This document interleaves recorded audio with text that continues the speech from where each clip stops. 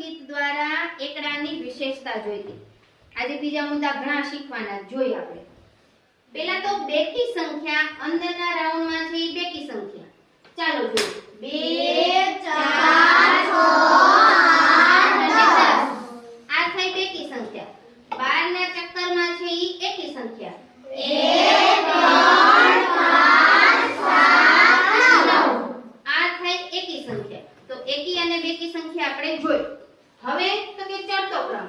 તો ચડતો ક્રમ એટલે નાનેથી શરૂ કરવાની. 1 2 3 4 5 6 7 8 9 ચડતા ક્રમ એટલે નાની સંખ્યાથી શરૂ થાય.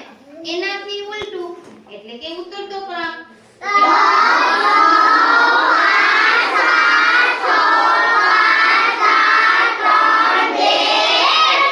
ઉતરતો ક્રમ એટલે કે મોટી સંખ્યાથી શરૂ થાય નાની નાની સંખ્યા.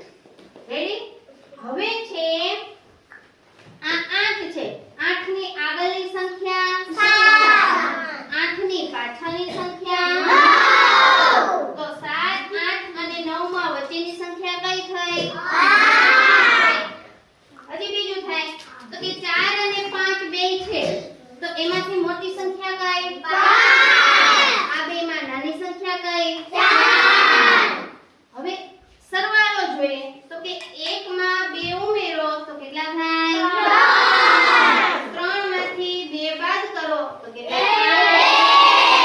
તો કેટલા મુદ્દા આપણે એક પ્રવૃત્તિમાં જોયા. જો ચડતો ક્રમ, ઉતરતો ક્રમ, સરવાળા, બાદબાકી, આગળ પાછળ, વચ્ચેની સંખ્યા